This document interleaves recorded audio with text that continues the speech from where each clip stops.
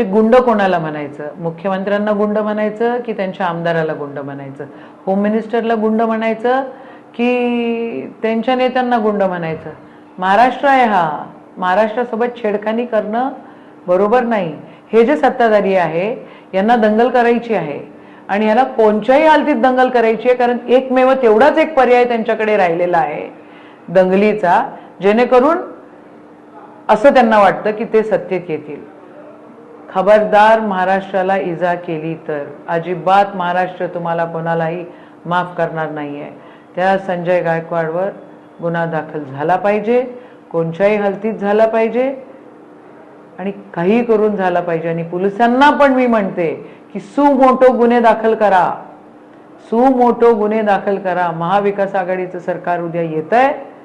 मला असं वाटतं निदान मुख्यमंत्री, उपमुख्यमंत्री, होम मिनिस्टर नाही करत आहे तर निदान तिथले जे पोलीस ऑफिसर्स आहेत त्यांनी तरी जबाबदारीने वागलं पाहिजे आणि या आमदारावर गुन्हे दाखल केले पाहिजे.